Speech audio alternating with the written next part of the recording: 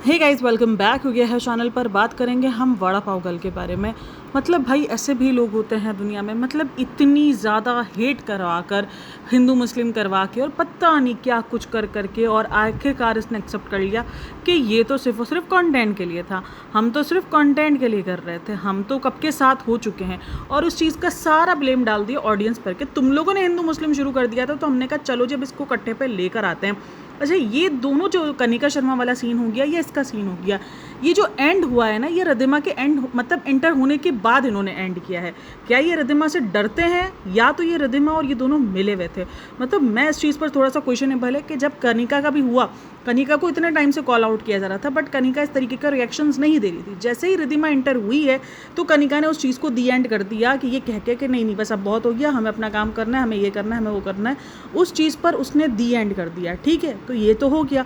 इसने भी यही किया वड़ा पाव गर्ल ने। इतने दिन से ये ड्रामा कर रही थी। जैसे ही रिद्धिमा एंटर हुई, कुछ इनके मुकाबले शुरू हुए, कोई इधर से वीडियो आ रहा है, इधर से वीडियो आ रहा है, ये बीच में आ रहा है, वो बीच में आ रहा है। उसके बाद कुछ ही देर बाद, मतलब कुछ ही दिनों बाद, उसको एंड कर दिया गया ये कह के कि हम तो पहले से ही मिले हुए, हम तो ये, हमने तो उद्दू बनाया, हमने तो अप्रैल फूल बनाया। तो क्या ये और रिद्धिमा और कनिका और ये सब ये आपस में मिले हुए हैं, या वाकई लोग रिद्धिमा से डर जाते हैं? क्योंकि रिद्धिमा के पास जो आप कह लो कि बहुत ज़्यादा कटर बेस है। ऐसा नहीं है कि उसके वीडियोस के अगर आप कमेंट सेक्शन देखोगे, वहाँ पर बहुत सारे लोग उसको सपोर्ट भी कर रहे होते हैं। हाँ, कुछ लोग उसको एड भी दे रहे होते हैं, लेकिन बहुत ज़्यादा लोग उसको सपोर्ट भी कर रहे होते हैं। तो क्या वो उससे डर जाते हैं?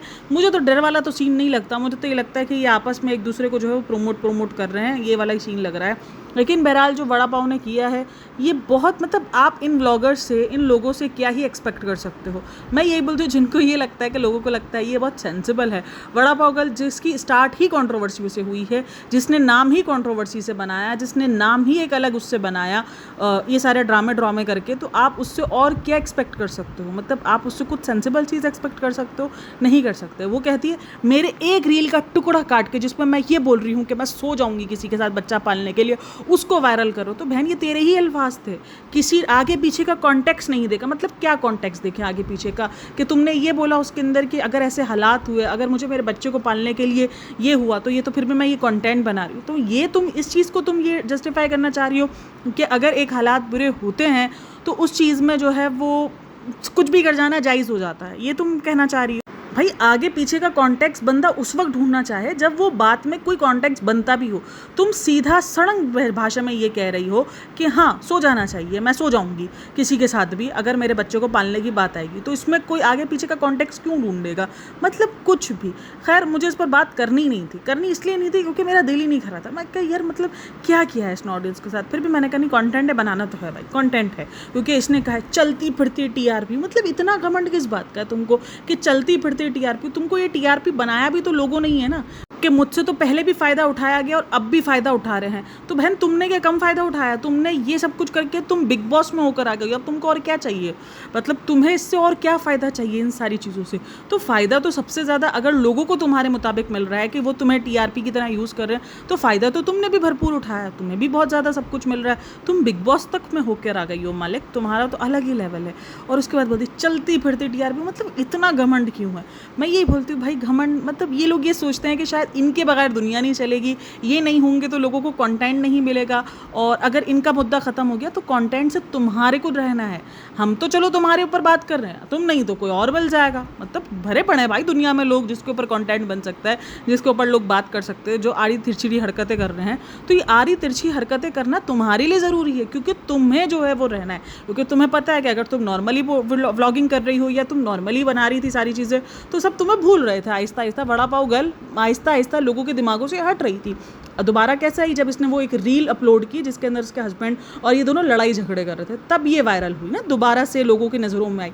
वरना लोग तो भूलना शुरू हो गए थे। तो इस चीज़ की नीड तुम्हें ज़्यादा है। ये टीआरपीज़ हो गई, या ये जो लोगों के सामने हो गया रहना लोगों के लिए तुम्हें, तो ये तुम्हें ज़रूरत है इन सारी चीज़ें की करने की, कंट्रोवर्सी करने की नीड तुम्हें है। तुम ऑडियंस को बोलियो मैं चलती फिरती टीआरपी हूँ, तो ये टीआरपी तुम बन कैसे रही हो? कंट्रोवर्सी से बन रही हो बहन, कोई अच्छी चीज़ से नहीं बन रही तुम। क्योंकि तुम्हें ये समझ में आ गया है कि कंट्रोवर्सी नहीं करोगी तो लोग तुम्हें भूलना स्टार्ट कर देंगे। इसीलिए तुमने कितने टाइम तक कंट्रोवर्सी करी, तुमने शादी तक का बता दिया कि हम शादी, और फिर तुमने उसको कितने इजीली बोल दिया हम तो कंटेंट बना रहे थे। वाह जी वाह।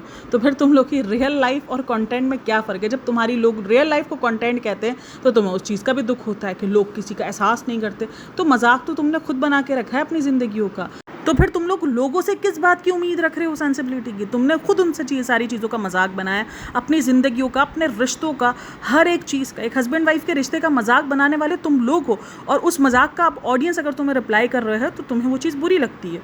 ये लोग लोगों के लिए क्या सेट कर रहे हैं कि कंटेंट के लिए, चंद एक व्यूज़ के लिए, चंद एक नहीं बहुत सारे व्यूज़ आते हैं, आप किसी भी हद से क्रॉस कर जाओ, आप सब कुछ भूल जाओ, आप अपनी सारी मर्यादा भी भूल जाओ, आप सब कुछ भूल के सिर्फ कंटेंट को देखो कि बस हमें कंटेंट चाहिए, हमें वायरल होना है, हमें लोगों की बातों में रहना है, हमें लोगों की फीड में रहना है। तो ये फीड में रहने की टेक्निक्स आपकी है, तो ये बात आप करते हो। पहले स्टार्टिंग आपकी तरफ से होती है, फिर लोग उस चीज़ पर कंटेंट बनाते हैं, फिर उस पर ये घमंड करते हैं टीआरपी है टीआरपी। अरे बहन, इसी टीआरपी के चक्कर में तुम ये ऊंधी सीधी हरकतें करती फिर रही हो। अच्छा, पहले अपनी वीडियोस में हिंदू मुस्लिम कर लिया, सब कुछ कर लिया, ठीक है, बड़ा ही जो है इसने सारे ड्रामे कर लिए। अब आकर ही बता रही है कि मैंने, अब भी ये हिंदू मुस्लिम कर रही है। लोगों को लग रहा है कि नहीं अब ये माफ़ी मांग रही है, सुधर रही है ना, अब भी ये व्लॉग के अंदर हिंदू मुस्लिम ही, मतलब ये जो इंस्टाग्राम की रील्स है इसमें हिंदू मुस्लिम ही कर रही है, क्योंकि माफ़ी मांग रही है कि मैंने आप लोगों के हर्ट किया हो या ये किया हो, ताकि जो लोग भूल रहे हैं वो भूले ना कि इसने क्या किया है। तो ये भूलने देना नहीं चाहते, और जब ये भूलने नहीं देना चाहते तो फिर ऑडियंस कैसे बख्श देगी? और फिर इसके बाद बोला जाता है मैं चलती फिरते टीआरपी हूँ। उसके बाद कहा जाता है मेरे बच्चे पे क्या असर पड़ेगा, ये सारी तो ये जो हरकतें कर रही हो उस पर बच्चे पे असर नहीं पड़ेगा। तुमने जो कंटेंट के नाम पर एक अलग ही किस्म का हस्बैंड लाके खड़ा कर दिया था, जिसको तुमने ये बना दिया था कि अब ये तुम्हारा हस्बैंड बन चुका है, बनने वाला है या जो भी था। तो ये सारी चीज़ें तुम्हारे बेटे के लिए नहीं ख़राब गुजरेंगी, इस पर सोसाइटी तुम्हारे बेटे को कुछ नहीं बोलेगी। लेकिन हाँ, अगर ऑडियंस तुम्हें कुछ बोल रही है तो इस पर तुम्हारे बेटे पर असर पड़ जाएगा। मतलब क्या है ये? तुमने मजाक बना के रखा था तुम दोनों ने अपने रिश्ते का। अगर तुम्हारे मुताबिक तुम 8 मार्च को ही मिल चुके हो, तो तुमने अगर ये 16-15 अप्रैल तक ये जो तुमने ड्रामा किया है 1.5 महीने का, तो ये सिर्फ और सिर्फ व्यूज़ के लिए ड्रामा था। और अब क्या चाह रहा है? हम तो ऑडियंस को बेवकूफ़ बना रहे थे। अरे ऑडियंस को बेवकूफ़ नहीं बना रहे थे, व्यूज़ मिल रहे थे तो वो हजम कर रहे थे।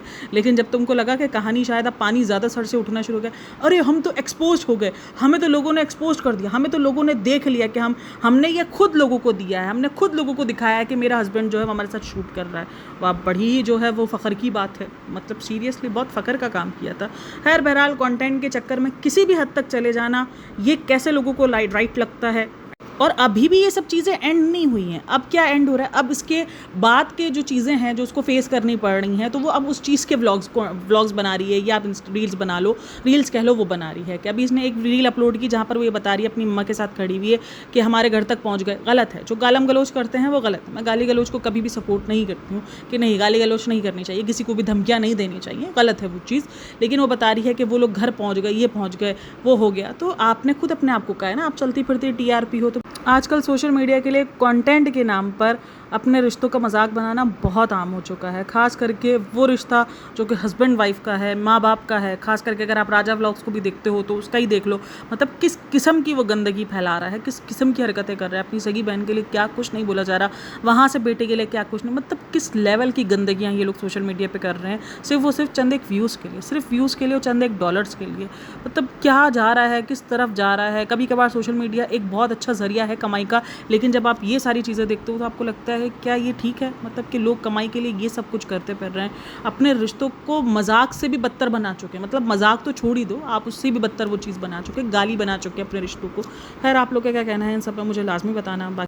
अच्छा, जो लोग इसकी ये सारी चीज़ों को सच भी समझ रहे थे ना, यानी जो हस्बैंड वाइफ की लड़ाई हो गई, ये सारी चीज़ें हो गई, कुछ लोगों ने सपोर्ट किया था, बहुत कम लोग थे लेकिन सपोर्ट कर रहे थे। लेकिन क्या है पता है, अगर आप उसका कमेंट सेक्शन देखोगे जहाँ पर उसको गालियाँ ही पड़ रही हैं बहुत ज़्यादा, और बहुत ज़्यादा लोग जो है वो उसको गंदा ही बोल रहे हैं, लेकिन कुछ लोग इन सब चीज़ों से भी वो कर रहे हैं कि नहीं अब तो हमें यकीन ही नहीं होगा किसी के ऊपर। अगर कोई इंसान सच भी बोल रहा होगा हमारे सामने तो हम उस पर यकीन ही करेंगे।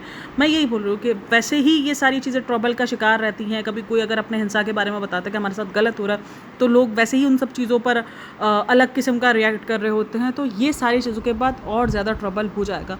मैं यही बोलती हूँ, ये सारे जो केसेस होते हैं जो झूठे होते हैं, इसके बाद जिनके साथ रियल भी हो रहा होता है ना, तो लोग उन पर भी डाउट कर रहे होते हैं, लोग उनको भी रियल नहीं समझ रहे होते हैं। खैर आप लोग का क्या कहना है इन सब पे मुझे लाजमी बताना। बाकी वीडियो अच्छी लगी हो तो like share and subscribe my channel. अपना बहुत सारा ख्याल रखना, मिलते हैं नेक्स्ट वीडियो में, तब तक के लिए टेक केयर, बाय बाय, अल्लाह हाफ़िज़।